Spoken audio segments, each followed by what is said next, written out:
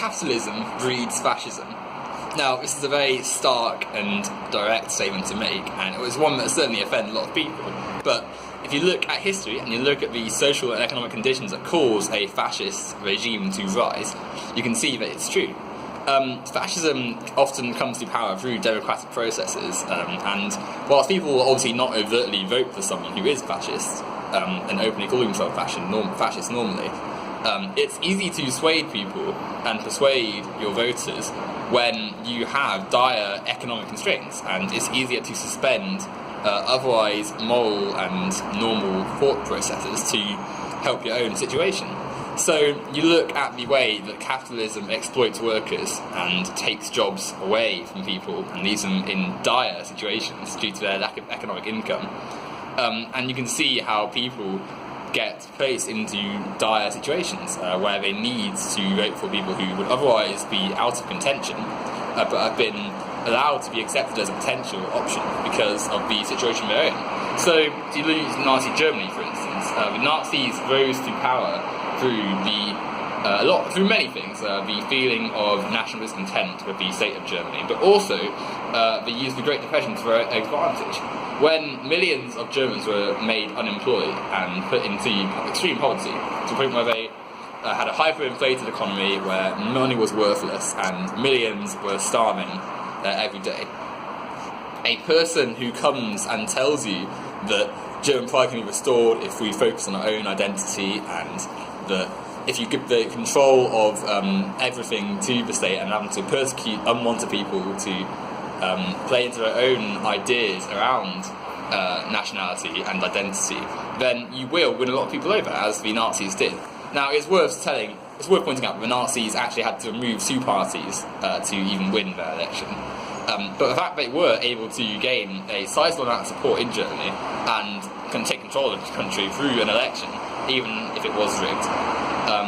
shows that the Nazis preyed on the failures of capitalism to get their way into power and to allow themselves to have the support of the German people. Now,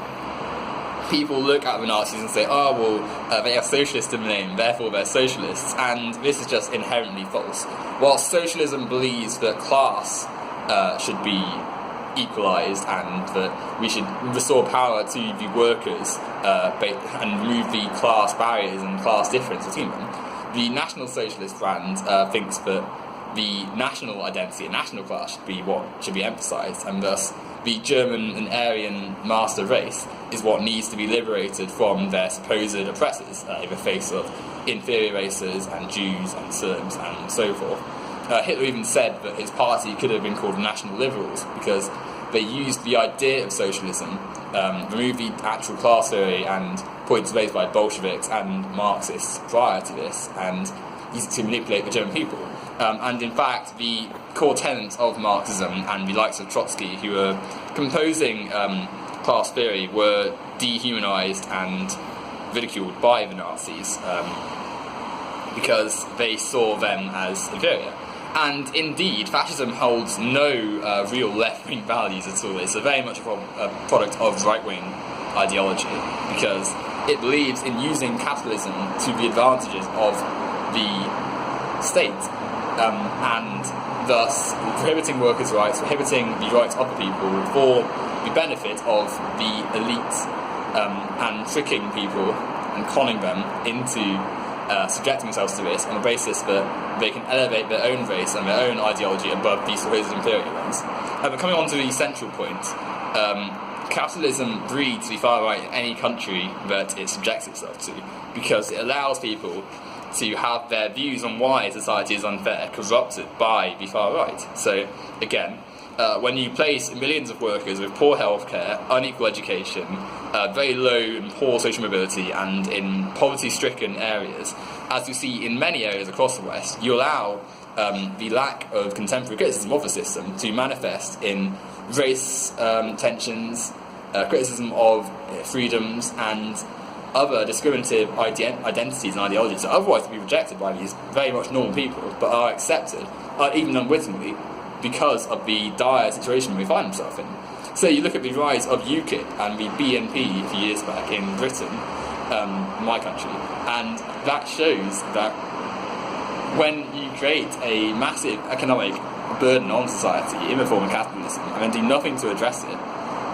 UKIP and similar parties can tap into this, and their rhetoric was mainly anti-immigration. And whilst immigration in a capitalist market can cause problems for people because the added force of competition allows for people to be cast out aside, the problem is not the immigrants themselves, and there's no inherent failure of freedom of movement. It's only under capitalism that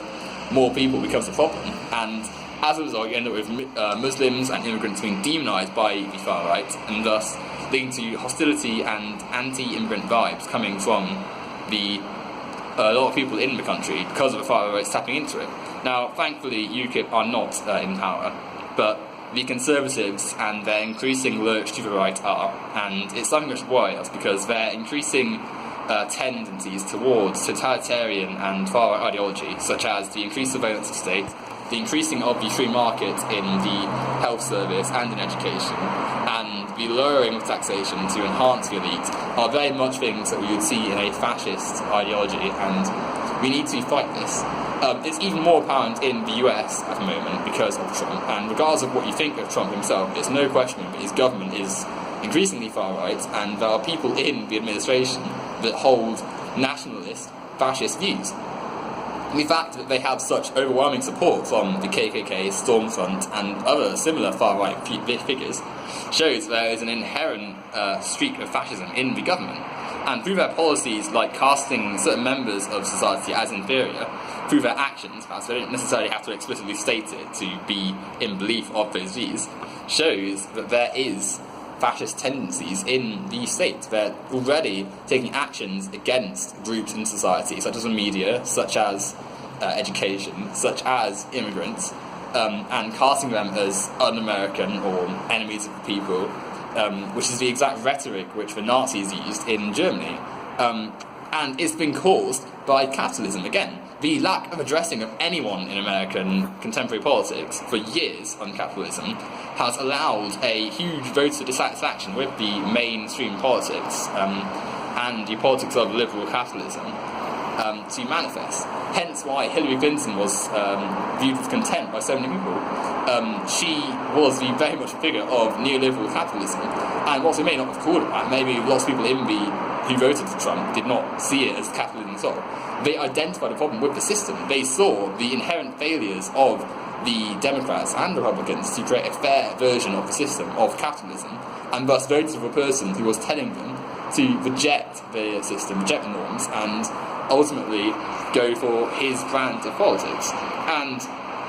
though this is obviously a lie, Trump is very much a capitalist and very much on the right of the spectrum and offering no change,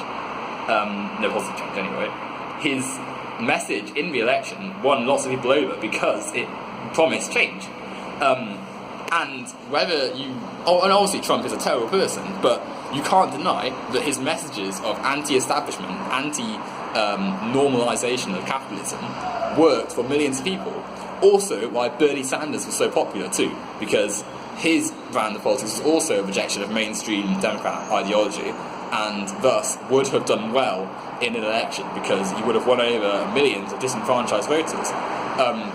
But instead, we see that capitalism was propped up, and the mainstream capitalism was propped up through Hillary Clinton. She lost the election to Trump, who was able to capitalise on populism, and now we face a increasingly fascist and right-wing government with no intention to help its people, and with every intention to dredge up the worst of fascism in the form of race, superiority, and dangerous politics.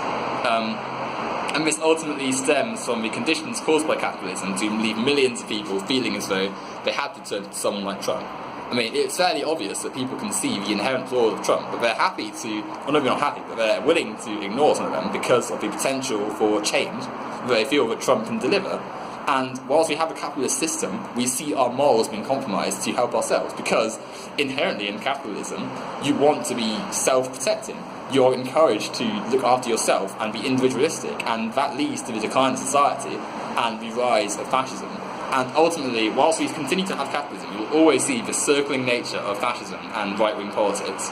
And until we realise that we can't leave millions of people in dire, disgustingly poor conditions, we're never going to see an improvement for society. And it's up to people who don't support fascism and are vehemently condemning of Trump to realise that capitalism is what they need to be criticising just as well as Trump, because it's whilst we have this system, we lead ourselves into dire situations in politics. And until we do that, we can't really address change. So I feel as though lots of the mainstream contemporary criticism of politics needs to be focused on anti-capitalism, and until we do that, we're always going to have fascism returning to the mainstream.